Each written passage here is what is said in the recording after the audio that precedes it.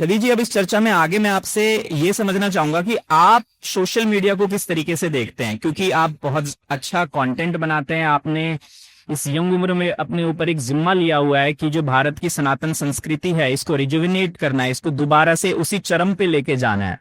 तो आप social media को किस तरीके से देख रहे हैं? देखो, फर्स्टली तो मैं ये कहूंगी, जो हमारे श्रोता बैठे हैं, डरिए मत भाई, आप ताली बजाओगे तो आपका पतन नहीं होगा। एक बार जोरदार तालियां हो जाए। क्योंकि मुझसे पूर्व वक्ता ये बातें बोल करके गए, तो मैं उस बात को काटती तो नहीं हूँ, लेकिन मैं यही कहूंगी कि ताली बजाते हो तो पतन नहीं होता, बोला गया। और निवेदन कर दूं, कोई व्यक्ति हैवी थोड़ी ना ताली बजाता है। पहले तो ये बात अपने माइंड से निकाल दीजिए कि आप यहाँ टाइम पास करने के लिए बैठे हैं। यदि आप यहाँ बैठे हैं तो आप भी इतने बुद्धिजीवी हैं, आप अपना समय दे रहे हैं तो कुछ लेने के लिए दे रहे हैं। फ्री फंड में कोई नहीं बैठता है, ठीक है। और जब कोई व्यक्ति ताली बजाता है तो उसका मतलब ये तो नहीं है कि वो सामने वाले वक्ता को बड़ा बना रहा है। That's not the mean. उसका मतलब ये है कि उसकी कोई बात उसके मन पर जाकर के लग रही है, इसलिए वो एक मीडियम ऑफ एक्सप्रेशन है कि उस बात को एक्सप्रेस कर रहा है कि हाँ, हमें ये बात अच्छी लगी। और इसका मतलब यदि किसी को कोई बात अच्छी लग रही है तो उसको आचरण में भी लाएगा। यदि मुझे आपकी कोई बात अच्छी लग रही है तो मैं इस पर जाकर के चिंतन करूंगी, मैं इसको आचरण में लाऊंगी। पहली बात ये। फिर दूसरी बात जो आपने बोला कि सोशल मीडिया को मैं किस तरीके से देखती हूँ, तो देखो, एक बहुत सरल भाषा में मैं समझाऊंगी, बहुत ज्यादा वैसे वर्ड्स यूज नहीं करूंगी, क्योंकि जो मेरे सामने ऑडियंस बैठी है वो हर लेवल की ऑडियंस बैठी है। तो मैं प्रयास करूंगी कि इजी से इजी लैंग्वेज में मैं आपके सामने बात करूं ताकि आपको समझ आए। सोशल मीडिया एक आग की तरह है, आग जलाती भी है, ध्यान देना, आग जलाती भी है और आग रोशनी भी देती है। हर सिक्के के दो पहलू होते हैं। तो सोशल मीडिया भी बिल्कुल उसी तरह से है। ये यूज करने वाले के ऊपर है कि वो किस तरह से यूज करता है। मेरे जैसी अनेकों लड़कियां हैं समाज के अंदर। अब वो अभी जो आर्य वीरा जी कह रही थी, मैं बहुत प्रभावित हुई उनकी बातों से कि हम खोखले हो गए एक तरह से शो ऑफ करने के लिए। मैं ये निवेदन करूंगी कि मेरे जैसी और भी लड़कियां हैं। जब मेरे माइंड में ये देखा मैंने कि आजकल रील्स वगैरह का कुछ चल रहा है, हम अपनी थॉट्स को सोशल मीडिया पर भी एक्सप्रेस कर सकते हैं, तो मेरे माइंड में आया कि हम प्रोग्राम्स करते हैं मंथली, मुश्किल से 10 दिन, बाकी 20 दिन हमारे ग्राउंड वर्क में जाते हैं, लेकिन प्रयास करते हैं कि पब्लिक को संबोधित किया जाए। तो मैंने कहा एक ऐसा प्लेटफॉर्म हमें सोशल मीडिया के थ्रू मिल रहा है जहां पर हम डेली पब्लिक के बीच में इंटरेक्ट कर सकते हैं, डेली उनको अपने विचार पहुंचा सकते हैं। फिर मेरे साइड में अगर आप देखो तो दूसरी भी लड़कियां हैं जिन्होंने सोचा अच्छा, वायरल होने का एक और तरीका है ये सोशल मीडिया, कोई बात नहीं, अब अंग प्रदर्शन करते हैं। जैसे वो उर्फी वगैरह आती हैं, जब उनको देखा कि समाज के अंदर ऐसी भी लड़कियां जिनको वस्त्र उतारने से केवल इतनी पहचान मिल रही है, इतना पैसा मिल रहा है, तो क्यों ना हम करें, ये तो एक शॉर्टकट हो गया, तो शॉर्टकट की तरफ बढ़ रही है। जिस तरीके से मतलब अक्सर लड़कों में शॉर्टकट ये होता है कि वो क्राइम में चला जाएगा या गलत दिशा में जाएगा, नशे में चला जाएगा, उसी तरीके से कहीं ना कहीं ये एक रास्ता परोसा गया लड़कियों को, यंग लड़कियों को, हमारी बहनों को, बेटियों को।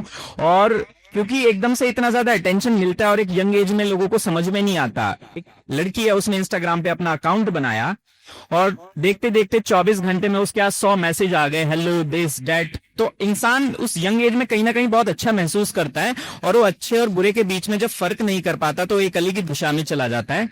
और नो डाउट इन्फ्लुएंसर्स का बहुत बड़ा इम्पैक्ट होता है। आपने जैसे अभी 1-2 इन्फ्लुएंसर्स का नाम भी लिया कि एक होड़ सी मच गई, ट्रेंड जानबूझ करके लाया जाता है कि जितने छोटे कपड़े उतनी ज्यादा वायरलिटी, और जितनी ज्यादा वायरलिटी उतने ज्यादा व्यूज, और जब जितने ज्यादा व्यूज होंगे तो कहीं ना कहीं उससे पैसा भी आएगा, तो घूम फिर के चीजें यहाँ आती हैं।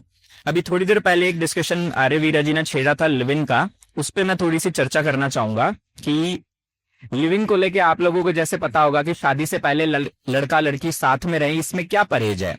सबसे पहले तो देखिए, एक अडल्ट है, वो अपनी लाइफ में क्या करता है क्या नहीं करता है, ये हमारा कोई मतलब इसमें कुछ कहना नहीं होगा।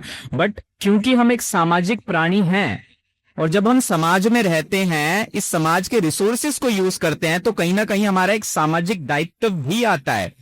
जैसे कि आज आप और मैं हैं, हम एक सेफ इन्वायरमेंट में रह रहे हैं कि मुझे कोई कुछ नहीं कह सकता, आपको कुछ नहीं कह सकता, क्योंकि एक सामाजिक व्यवस्था है। तो ये चीज तो हम कभी बोल ही नहीं सकते कि मेरी मर्जी मेरे रूल, जब आप एक समाज में रह रहे होते हैं।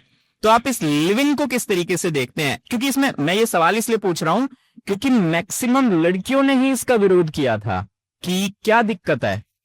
कार्तिक भाई, आपने बोला कि स्वतंत्रता है, हम नहीं बोल सकते। क्यों नहीं बोल सकते भाई? स्वतंत्रता ये नहीं है कि मैं जो चाहूं वो करूं, स्वतंत्रता वो है नियमों के अंदर रह करके करूं, ये स्वतंत्रता है।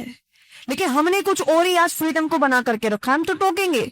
आप लिव इन की बात कर रहे हो, मैं पूरी तरह से असमर्थ हूं लिव इन रिलेशनशिप के, और मैं टोकूंगी। क्यों? क्योंकि मुझे समाज ने इस काम के लिए चुना है।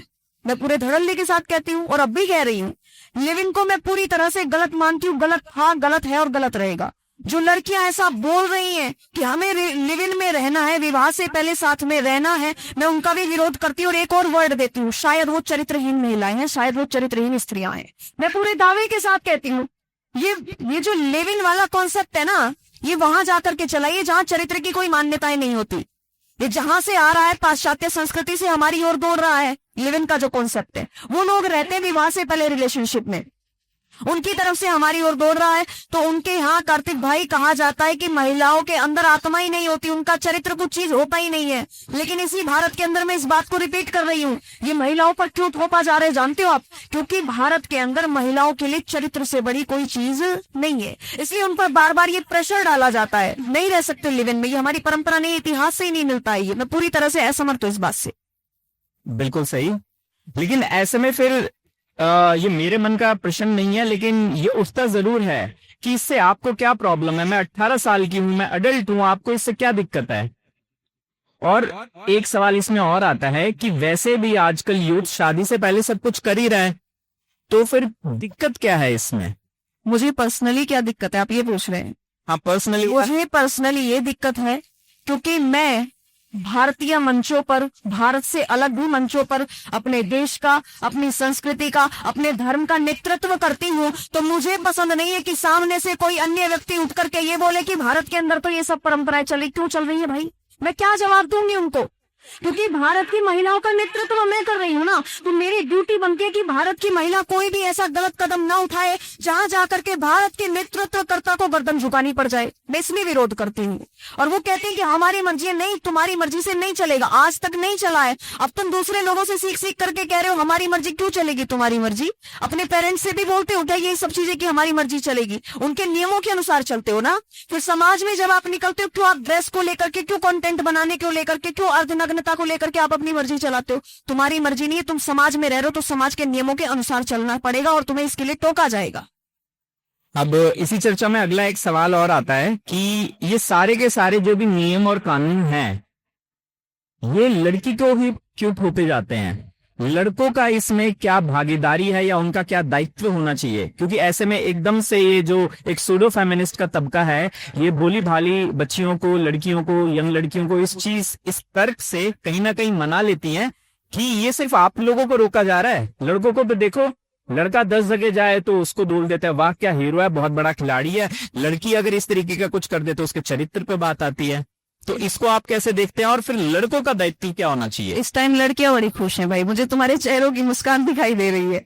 लेकिन सुनो मेरा जवाब यहाँ पर, ऐसा नहीं है कि लड़कियों को ही टोका जाता है। हालांकि मैं एक बात अक्सर कहती हूँ कि पुरुष लोहे के समान है और महिला सोने के समान है।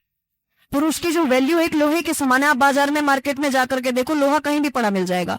लेकिन हमारे समाज में महिला को एक वरीयता दी जाती है, एक सम्मान दिया जाता है, उसे सोने के समान सिक्योरिटी में रखा जाता है। हमारे यहाँ तो कहा जाता है स्त्री ब्रह्मा बभूविता, पुरुष को नहीं कहा जाता। इसलिए महिला का यदि ओहदा बड़ा है तो उसकी रेस्पॉन्सिबिलिटीज भी बड़ी है, इसलिए महिला को टोका जाता है। फिर आपने बोला कि पुरुषों को नहीं कहा जाता, तो शायद आप परिचित होंगे, अभी रिसेंटली इंडियाज गॉट टैलेंट में समय रैना को कितनी कंट्रोवर्सी का हिस्सा बनना पड़ा। वहां पर उन्होंने बहुत गलत शब्दों का प्रयोग किया था। तो वहां ये नहीं देखा गया कि केवल अपूर्वा ने ही गलत बोला है, वहां ये भी देखा गया कि रणवीर अलाहाबादिया ने भी गालियां दी थी। वहां ये देखा गया कि समय रैना ने भी गलत शब्दों का प्रयोग किया गया था। तो ये शब्द बोल करके आप महिला वर्ग को खुश ना करें, दोनों की बराबर भागीदारी है।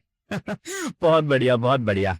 अच्छा, इसी में जैसे अब एक डिस्कशन में बातचीत ये होती है, जैसे थोड़ी देर पहले आपने एक चीज बहुत अच्छी बोली कि अगर आपको सीखना ही है पाश्चात्य संस्कृति से, वैसे अगर आपको कुछ सीखना ही है तो अच्छी चीजें लीजिए। वहां पर कहीं ना कहीं हम देखते हैं कि एक ही इंसान के 3-3 विवाह हो रहे हैं। स्टेप फादर, स्टेप मदर का प्रचलन वहां बहुत ज्यादा है कि एक लड़की शादी करती है या लड़का शादी करता है, फिर डाइवोर्स हो जाता है, अगले मम्मी पापा आ जाते हैं, वो भी चले जाते हैं, फिर अगले मम्मी पापा आ जाते हैं। ये हमारी संस्कृति नहीं है। तो जो भी इंसान सबसे पहले तो ये कह के तर्क देता है कि इसमें गलत क्या है, उनसे मैं कहना चाहूंगा कि आप सबसे पहले महसूस इस चीज को कीजिए कि मान लीजिए आपके माता पिता में से एक 10 साल बाद बदल जाता, फिर 10 साल बाद एक बार फिर से माँ बाप बदल जाते, तो आपको कैसा लगता? तो जब एक संतान होने पे आपको ये नहीं चाहिए कि माँ बाप बार बार बदलें, तो कहीं ना कहीं ये दायित्व आपकी जवानी में आपके ऊपर भी आता है कि यार ये चीज आप ना करें। इसी चीज में एक बहुत बड़ी प्रॉब्लम जो देखने को मिल रही है वो है कि आज से 10 साल पहले तक हम डाइवोर्स नहीं देखा करते थे, और कहीं ना कहीं लोगों का ये मानना है कि जब से सोशल मीडिया बढ़ा है और जब से इस तरीके की चीजें बढ़ी हैं, उसी की वजह से डाइवोर्स रेट जो है वो बहुत ज्यादा बढ़ गया है। अभी मैं कुछ डेटा वगैरह भी देख रहा, तो उसके हिसाब से पता चल रहा है कि फेक केसेस बहुत हैं, डाइवोर्सेस बहुत हैं। जो इसमें ग्रोथ है, अगर मैं गलत नहीं हूं तो लगभग 130% की ग्रोथ आ चुकी है, जो कि बहुत बड़ी चिंता का विषय है। हम अपने आसपास 10 लोगों को देखें तो उनमें से 4 का डाइवोर्स केस चल रहा होता है या होता है। तो आप सोशल मीडिया को इसके लिए जिम्मेवार मानते हैं? अगर हाँ, तो फिर किस तरीके से, क्या? ठीक है, डाइवोर्स बढ़ने के मैं 2 रीजन मानती हूँ। एक तो बहुत ज्यादा एक्सपेक्टेशंस कर लेना, जिन पर बाद में कोई भी व्यक्ति, कपल्स में से दोनों में कोई भी खरा नहीं उतरता। दूसरा है हमारे सामने ऑप्शंस बहुत ज्यादा होना। पहले डाइवोर्स क्यों नहीं थे? देखो, एक महिला है, वो घरों के अंदर रह रही है, उसे पता है कि सुबह से शाम तक मेरी क्या ड्यूटी है, मुझे क्या करना है, उसे उसका पालन करना है, उसका कर्तव्य है। उसे कहीं बाहर नहीं जाना होता था, बाहर जाती थी तो उसे पता है कि तुझे किस मर्यादा में रहना है। ऑप्शंस नहीं थे उसके सामने, उसे पता है इससे विवाह हो गया और इसी के साथ में रहना है, समाज तुझे क्या कहेगा। क्योंकि वो मुझसे पहले एक सेंटेंस बोला गया था कि 4 लोग क्या कहेंगे, इसको बहुत ध्यान में हमारे लोग रखते थे पहले समय में। लेकिन आज आप सोशल मीडिया को लेकर के पूछ रहे हैं ना, सोशल मीडिया पर आज प्रत्येक व्यक्ति मोबाइल यूज कर रहा है, हर कपल यूज कर रहा है। पहली बात तो विवाह से पहले जब चर्चाएं होनी शुरू हो जाती, कपल्स की बातें होनी शुरू हो जाती, जैसे आजकल आप देखो एंगेजमेंट के बाद में उनकी बातें शुरू हो गई हैं। एंगेजमेंट से और विवाह तक का जो पीरियड है, इसमें क्या चलेगा जानते हो आप? इसमें एक्सपेक्टेशंस बढ़ जाती हैं। अच्छा, हम शादी के बाद हनीमून पर वहां जाएंगे, हम लंदन जाएंगे, हम पेरिस जाएंगे, हम गोवा जाएंगे, हम यहाँ जाएंगे, वहां जाएंगे। एक्सपेक्टेशन खूब कर ली। क्या कहा? अच्छा, हम शादी में ऐसा आयोजन करेंगे कि 4 लोग देखेंगे। अच्छा, हम 5 स्टार होटल में वो जाकर के आयोजन करेंगे। ये सब एक्सपेक्टेशंस बढ़ गई। पहला सोशल मीडिया का इम्पैक्ट ये कि उनकी बातें होनी शुरू हो गई हैं और वो जो चीजें देख रहे हैं वो चाह रहे हैं कि हमारे साथ भी ऐसा ही होना चाहिए। पहला रीजन तो ये है। शादी हो जाती है, उसके बाद वो खरे नहीं उतर पाते। वो क्या कहती है, तुमने तो कहा था कि हम हनीमून पर लंदन चलेंगे, हम पेरिस चलेंगे, और अब तुम लेकर के नहीं जा रहे हो। वहां से लड़ाई पनपनी शुरू हो गई, पहला कारण। दूसरा कारण है ऑप्शंस का बढ़ना सोशल मीडिया के थ्रू। सोशल मीडिया पर महिला कितने लोगों के साथ में इंटरेक्ट करती है तो वो कंपैरिजन करने लगती है। जैसे उसके रिलेशन में बहुत से लोग हैं, उसकी फ्रेंड्स ही है, मैं फीमेल फ्रेंड्स की बात करती हूँ, मेल्स की बात नहीं करती। उसकी बहुत सी फीमेल फ्रेंड है, वो कह रही अच्छा तेरा विवाह हो गया? बोले हाँ हो गया है। अच्छा, मेरे पति ने तो मुझे इस बार ये वाली साड़ी दिलवाई थी, बनारसी साड़ी दिलवा दी मुझे। वो कही तेरे ने क्या दिलवाया? बोले बनारसी साड़ी तो नहीं दिलवाई, बोल रहे कि अगली बार दिलवाएंगे, इस बार कुछ बन नहीं रहा है। तो कह रही हो, तो उसके माइंड में कहीं ना कहीं, उसके सबकॉन्शियस माइंड में ये बात आ जाती है कि उसका पति ज्यादा है, भले वो उसको ज्यादा चाहता है लेकिन मेरा पति मुझे नहीं चाहता। उसके माइंड में क्या कि मेरे वाले से अच्छा तो वो है। जब वो दूसरे लोगों को देखती है सोशल मीडिया पर, वो कंपैरिजन करने लगती है कि मेरे वाले से अच्छा तो वो है, मेरे से अच्छा तो वो। और मैं कहती हूँ, जब तक महिला हो या पुरुष, उनके सामने ऑप्शंस नहीं होते कि हम विवाह के बाद ऐसे रह लेंगे, दूसरा विवाह कर लेंगे, दूसरे से शादी कर लेंगे, वहां जाकर के रह लेंगे, इसके साथ रिलेशनशिप में रह लेंगे, जब तक ऑप्शंस नहीं होते तब तक डाइवोर्स की कोई गुंजाइश नहीं होती। तब तक ये होता है कि हाँ इसी के साथ रहना, लड़ करके रह लो, मर करके रह लो, शांति से रह लो। ऑप्शंस नहीं होते तब तक ये होता है। अब ऑप्शंस उपलब्ध है सोशल मीडिया पर, अनेक ऑप्शंस है, आप देखिए। ये बात आपने बिल्कुल सही कही कि सबसे पहले तो एक्सपेक्टेशंस बहुत गलत हो जाती है एक इंसान की, और स्पेशली जो कोर्टशिप पीरियड होता है सगाई और शादी के बीच का। और ये यंग लोगों को समझने की बहुत ज्यादा जरूरत है कि अक्सर ऐसा होता है कि वो एक अलग ही फीलिंग होती है जब नया नया पार्टनर होता है, आपका रिश्ता तय होता है, आपको पता चलता है ये इंसान अब मेरा जीवन साथी बनने वाला है। तो लड़के अक्सर ये गलती कर बैठते हैं कि वो हवाबाजी में बहुत अलग वादे कर देते हैं जो कि उनकी क्षमताओं से बहुत ज्यादा बाहर होते हैं। और दूसरी तरफ उसी में कंपैरिजन वाली चीज भी आती है कि वो कपल तो वहां पर घूमने गया था, मेरी फ्रेंड की पिछले साल शादी हुई थी, वो उसको तो मॉरिशस लेके गया था, आप मुझे गोवा ही लेके जा रहे हो। इनफैक्ट मैंने एक ऐसा केस देखा था कि शादी से पहले लड़के ने ये प्रॉमिस किया था कि मैं आपको सिंगापुर लेके जाऊंगा, और शादी के बाद कुछ इस तरीके की स्थिति रही कि वो लड़का बिजनेस पर्सन था, कुछ बिजनेस में नुकसान हुआ, तो वो वहां नहीं ले जा पाया और वो गोवा लेके चला गया उसको 1 हफ्ते के लिए। और छवि जी, आप यकीन नहीं मानेंगे, 1 महीने के अंदर अंदर वो लोग कोर्ट में खड़े थे और डाइवोर्स का सिर्फ एक मुद्दा था कि इन्होंने बोला था कि सिंगापुर लेके जाएंगे, लेकिन सिंगापुर नहीं है तो मुझे सिर्फ गोवा लेके गए। तो ये बहुत कम से कम ब्लू ड्रैम में तो नहीं डाला। बिल्कुल, ये दोनों की तरफ से हो रहा है। और जो ऑडियंस बैठी है वो ये ना समझे कि सिर्फ ये लड़कियों की गलती है, इतने ही क्रूर तरीके से गलत चीजें लड़के भी कर रहे हैं। ऐसा नहीं है कि सिर्फ लड़के ही ड्रम में मिले हैं। अगर इसके हम नंबर्स आज भी देखेंगे, हाँ मतलब नंबर्स आज भी पुरुषों द्वारा ज्यादा है अत्याचार के महिलाओं के ऊपर, लेकिन इसका ये मतलब नहीं होता जो महिलाएं गलत कर रही हैं उसको कहीं ना कहीं शय दी जाए कि भाई ठीक है आपके साथ बुरा हुआ है। अच्छा, एक चीज अभी दिमाग में आई, आपसे पूछना चाहूंगा कि काफी बार ना लड़कियां इस तरीके की बात बोलती हैं, क्योंकि आप एक लड़की हैं तो इसलिए मैं लड़कियों के पक्ष की ज्यादा बात कर रहा हूं आपसे, आप उसको अच्छे से समझ सकती होंगी कि हमारे साथ तो सभी से बुरा हुआ है, हमें दबा के रखा गया है। तो यंग जनरेशन ने, स्पेशली जेन जी और ये जेन अल्फा जो है, इनमें लड़कियों की कहीं ना कहीं एक मानसिकता डेवलप कर दी गई है सोशल मीडिया से कि महिलाएं तो हमेशा से पीड़िता रही हैं और अब आपको पहली बार जीवन में या फिर नारियों को पहली बार आजादी मिली है तो जो करना है वो करो। इस चीज को आप कैसे देखते हैं? देखो, ये तो रियलिटी है कि महिलाओं को दबा करके रखा गया। वो एक ऐसा काल आया हमारे भारत के अंदर, और मैं कहती हूँ विश्व में भी ये स्थिति महिलाओं की हुई। कोई भी धर्म हो, कोई भी मजहब हो, महिलाओं की स्थिति बहुत बेकार थी। लेकिन आज उनको लगता है कि आज हमें पूरी आजादी मिल रही है तो आज हम इसका खुल करके मौज उड़ाएं। लेकिन मैं आपको चेता देना चाहती हूँ, देखो जितनी भी महिलाएं सुन रही है, हो सकता है मेरी बात तुम्हें बुरी भी लगे, लेकिन आज ही आपको आजादी मिल रही है, कल ऐसा ना हो इसका दुरुपयोग के कारण ये हमसे छीन जाए। ये हमारा दायित्व है। ये आजादी हमें मनमानी करने के लिए नहीं दी गई है। ये पर जो दिए गए हैं ये उड़ने के लिए दे गए, वो इसलिए नहीं कि आप कुछ भी पहने, कुछ भी कहीं भी प्रस्तुत करें, कुछ भी बोले, कुछ भी खाएं। नहीं भाई, इसी के लिए नहीं था। नियमबद्ध होकर के अपने आप को प्रस्तुत करना था। ये हमारे पास समय था कि आज महिलाओं को आजादी मिल गई है तो हम वो करके दिखाएंगे ताकि इन लोगों को पता चले कि काश हमने इनको पहले और आजादी दे दी होती, ये राइट्स दे दी होते तो ये कहां पहुंच जाती। वो करके हमें दिखाना था। लेकिन मुझे समाज में कुछ गलत दिखाई देता। मैं सबको तो नहीं कहती, लेकिन 100 में से 2% ऐसी महिलाएं हैं जो उस आजादी का दुरुपयोग करके कुछ गलत रास्तों को पकड़ रही है, और उनके कारण से कुछ महिलाओं को, कुछ बहन बेटियों को घरों में ये बोला जाता है कि हम तुम्हें बाहर पढ़ने के लिए नहीं भेज सकते। तुम्हें पता नहीं, अभी पड़ोसी की लड़की बाहर पढ़ने के लिए गई थी, कहां जा करके निकली है। वो लिविंग में रहती है, वो ये करती है, गंदा काम करती है, दुनिया भर की चीजें हो जाती। बिल्कुल बिल्कुल। इनफैक्ट जब ये एक केस हम सबने देखा था कि गरीब पति ने पत्नी को मतलब पैसे जोड़ जोड़ कर कोचिंग कराई और उसके बाद लड़की की सरकारी नौकरी लग गई। लड़की अपने ही महकमे में एक पुरुष के साथ प्रेम प्रसंग में पड़ के भाग गई। उसके बाद जहाँ से मैं राजस्थान से आता हूँ, हमारे वहाँ शहर में जो कोचिंग इंस्टीट्यूट थे उसमें से लगभग 20% लड़कियां जो आसपास के छोटे गाँव से पढ़ने आई थी उनको उनके घर वालों ने वापस बुला लिया।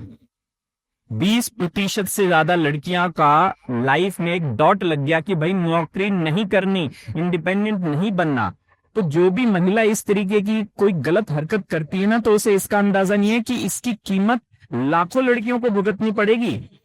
और ये चीज हम ऐसे भी समझ सकते हैं, जैसे हम सबको पता है कि दहेज को लेके बहुत ज्यादा एक समय था कि 12वीं-13वीं शताब्दी के बाद जब भारी आक्रांताओं ने हमला किया तो हमारी जो सनातन संस्कृति थी उसमें कुछ मिलावट की गई, उसको क्षतिग्रस्त किया गया और एक ऐसा काला काल आया लगभग 700-800 वर्षों का जिसमें महिलाओं को खास तौर पे बहुत ज्यादा दबाया गया। फिर कुछ ऐसे नियम बनाए गए कि महिला सशक्तिकरण हो सके। उसमें से एक था कि भाई दहेज को लेके कि लड़की अगर सिर्फ एक बार बोल भी दे कि मेरे को दहेज के लिए प्रताड़ित किया गया तो किसी की नहीं सुनी जाएगी, सीधा जेल में डाला जाएगा। फिर केसेस ऐसे आने लगे कि इतने फेक केसेस हुए। अभी मैं एक आरटीआई देख रहा था दिल्ली की, उसमें पता चला कि लगभग 62% जो डोमेस्टिक वायलेंस और डाउरी के केसेस दिल्ली में दर्ज किए गए वो लगभग गलत थे। 62% के करीब, थोड़ा बहुत ऊपर नीचे हो सकता है डाटा। तो अब जो रूल्स हैं वो डाइल्यूट किए जा रहे हैं, यानी कि अब अगर लड़की जाके बोलती है कि मेरे को दहेज के लिए प्रताड़ित किया गया तो अब कोर्ट या कचहरी या पुलिस स्टेशन में ये पूछा जाता है प्रूव करो कि आपके साथ किया क्या गया है। अब वो नारी जो कि घर में डोमेस्टिक अब्यूज झेल रही है और कुछ ऐसा झेल रही है वो प्रूव कैसे करेगी? तो कितना डिफिकल्ट हो गया है। तो ऐसे में आप युवा लड़कियों को क्या संदेश देना चाहेंगे कि जिम्मेदारी क्या है? क्योंकि आपने एक यंग एज में आप बहुत कुछ कर सकते थे लाइफ में, वो सारी चीजें जो गलत समाज में हो रही है कहीं ना कहीं आप और हम भी कर सकते थे, लेकिन आपके दिमाग में क्या विचार आया कि आप फिर इस दिशा में गए? ठीक है, आपके 2 क्वेश्चंस हो गए। हाँ, पहले क्वेश्चन का मैं आंसर दे रही हूँ। महिलाओं को संबोधित करते हुए मैं ये कहूंगी, देखो भैया ने बोला कि पहले बहुत ज्यादा हमारे पास राइट्स नहीं थे, अधिकार नहीं थे, कोई कानून भी हमारे पास नहीं थे। उसके बाद में हमारे लिए सोचा गया गवर्नमेंट की तरफ से, उन्होंने हमारे लिए कुछ कानून बनाए, कुछ राइट्स हमें दिए, लेकिन उसके बाद कुछ महिलाओं ने उसका दुरुपयोग किया और अब वो राइट जा रहे हैं, आप बोल रहे हैं। बिल्कुल। मैं महिलाओं को संबोधित करते हुए कहूंगी, देखो आजादी, जब जब आजादी का दुरुपयोग होता है तब तब आजादी छीन ली जाती है, और इसी नियम के ऊपर चल रही है हमारी गवर्नमेंट जो चल रही है। हमें दिए गए थे वो नियम और ये केसेस नॉर्मल हो गए हैं। घरों में कोई डोमेस्टिक वायलेंस होता है, वो ये नहीं कि महिला की तरफ से हो रहा है कि पुरुष की तरफ से। यदि जहां लगता है कि पुरुष गलत है, वहां पर मैं समर्थन करती हूँ कि आप जाइए और प्रूव करने के लिए, आप बोल रहे हैं ना कि कैसे प्रूव करे, तो साच को आंच नहीं है ना। जो महिला सच बोलती है, मुझे लगता है उसको कोई वैसे प्रूफ्स लेने की जरूरत नहीं है। जो झूठ बोलती है, एक झूठ के लिए 100 झूठ बोलने पड़ते हैं, वो 100 बार फंसती है, 100 तारीखें लगती है, वो अपने आप फंस जाती है। फिर दूसरी चीज मैं महिलाओं को यही कहूंगी कि देखो हमारे लिए इतने राइट्स दिए गए हैं, कानून बनाए गए हैं, तो ये हमारा दायित्व है, हमारी वजह से दूसरी महिलाएं ना फंसे, उनको न्याय मिल सके, तो ये हमारा दायित्व है कि हम अपने कानूनों का सही उपयोग करें, दुरुपयोग ना करें। घरों में क्या देखने को मिलता है, सास से लड़ाई हुई है, ससुर से लड़ाई हुई है, पति से लड़ाई हुई है, तो कहते हैं डॉरी का केस लगा दूंगी, पूरे परिवार को एक साथ जेल डलवा दूंगी। और कितने केसेस देखने को मिले, एलिमनी के नाम पर पति की संपत्ति से ज्यादा धन लेकर के जा रही है। निकिता का केस मिला था अभी पीछे, बिल्कुल। कितने केसेस ऐसे मिल रहे हैं। इसलिए ये तो महिलाओं का दायित्व है। मैं खुले मंच से ये बात को कहती हूँ कि आपको इसको समझना पड़ेगा और अपने कर्तव्य का निर्वहन भी करना पड़ेगा। आप ये सोच के चलो कि आप जो कदम उठा रहे हो अपने अकेले के लिए नहीं उठा रहे हो, आपके पीछे लाखों महिलाओं का आप प्रतिनिधित्व कर रहे हो। आपके एक गलत कदम से उन लाखों महिलाओं के जीवन पर बहुत गंदा और बहुत अच्छा असर भी पड़ सकता है, ये आपको सोचना पड़ेगा। बिल्कुल सही कहा आपने।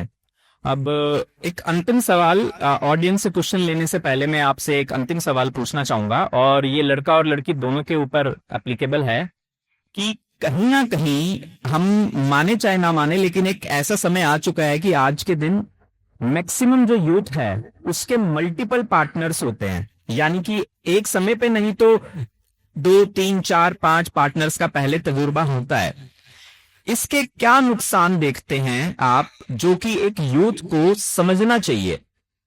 बिल्कुल, मैं बताती हूँ, हो सकता है सभा में भी कोई हो या जो सुन रहे उन ऑडियंस में कोई हो। देखो उसके मल्टीपल नेगेटिव ही इम्पैक्ट से मुझे नहीं लगता कुछ पॉजिटिव इसका इम्पैक्ट पड़ता होगा, कुछ पॉजिटिव इसका इफेक्ट है, कुछ भी नहीं है। इसके नेगेटिव है, यदि आप विवाह से पहले देखते हो, आप विवाह से पहले अपनी युवा अवस्था को बर्बाद करते हो मल्टीपल रिलेशनशिप्स में आने पर। जो समय आपको अपने शरीर को देना था, अपने देश धर्म संस्कृति को देना था, अपने कैरियर को देना था, वो समय आपने कहाँ बर्बाद किया ये देखिए। आपने क्या ये रिलेशनशिप्स में क्यों आ रहे हैं जानते हो आप? जिसके साथ में रिलेशनशिप में आ रहा है वो क्या 2-3 कॉम्प्लीमेंट दे देती है, ओ आप तो बहुत अच्छे हो, वो 2-3 प्यार की बातें कर लेती है ना। और मैं पुरुषों के लिए भी ये कहती हूँ, जो महिलाएं इस काम को कर रही हैं, वो क्या कहेगा, ओ गजब हो यार, आपका फेस एक्सप्रेशन बहुत अच्छे होते हैं, आपका बॉडी कट बहुत अच्छा है, आपका फिगर बहुत अच्छा है, बस ये कॉम्प्लीमेंट्स मिल रहे हैं और वो खुश हो जा रही है। जिस दिन उसने कॉम्प्लीमेंट देने बंद कर दिए, वो दूसरा पकड़ेगी जो उसको ज्यादा सुंदर बताएगा, वो व्यक्ति दूसरा पकड़ेगा जो उसको ज्यादा सुंदर बताएगी। ये स्थिति होती है। लेकिन इसका कितना नेगेटिव इम्पैक्ट विवाह से पहले तो पड़ता ही है, लेकिन विवाह के बाद आपने बोला था ना डाइवोर्स, मोस्टली डाइवोर्स इसी कारण से हो रहे हैं। विवाह से पहले नहीं बताया जाता हम किसके साथ कहां कैसे रिलेशनशिप में रहे हैं। विवाह के बाद में बातें खुलती हैं, और पुरुष से यदि महिला बताए कि ओ मैं भूल गई थी और मैंने उचित नहीं समझा आपसे बताना, आज विवाह हो चुका है, आज मैं आपसे बताती हूँ कि मेरा पहले उस लड़के से अफेयर चल रहा था। अब वो सामने से तो ये कह रहा है, वो बोल रही है कि सॉरी कोई बात नहीं, ये मेरा पास्ट है, लेकिन प्रेजेंट और फ्यूचर मेरा आपके साथ में। वो भले ही बोल रहा है, लेकिन उसके माइंड में ये बात घर कर गई कि यदि किसी और पुरुष से बात करने के बाद ये मेरे से बात कर सकती है, तो इसका मतलब ये मेरे लिए भी लॉयल रहेगी नहीं।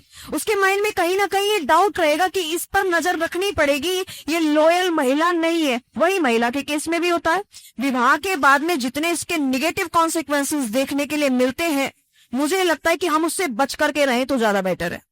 ये बात आपने बिल्कुल सही बोली, और कहीं ना कहीं ये हम सबको, स्पेशली यूथ को समझना पड़ेगा कि एक इंसान को जितनी ज्यादा चेंज की आदत पड़ जाती है ना, वो चाहे किसी भी चीज में हो, वो शादी के बाद आपको ऐसा क्यों लग रहा है कि चली जाएगी। आप 18-19 साल की उम्र के हुए और 25 या 28 की उम्र तक जब आपकी शादी हुई, 10 साल के पीरियड में आपने 10 बार अपने पार्टनर्स बदले, तो आपने कहीं ना कहीं अपनी साइकोलॉजी इस तरीके की डेवलप कर ली है कि अब आपको कुछ नया चेंज चाहिए। और उस चीज को 10 साल की जो आदत है या जो 5 साल की आदत है, वो 3 साल की आदत है, आप शादी के बाद भी उसे नहीं हटा पाएंगे। और यही रीजन होता है जो शायद शादी के बाद एक्स्ट्रा मैरिटल अफेयर्स देखने को मिलता है दोनों तरफ से। बार बार रिपीट किया गया कर्म एक संस्कार बन जाता है। और ध्यान देना, वो यदि इस काम को बार बार कर रही है या कर रहा है तो वो अवश्य करेगा। कहते हैं ना, चोर चोरी छोड़ता है लेकिन हेरा फेरी नहीं छोड़ता। और ये हर जगह लागू होती है ये बात।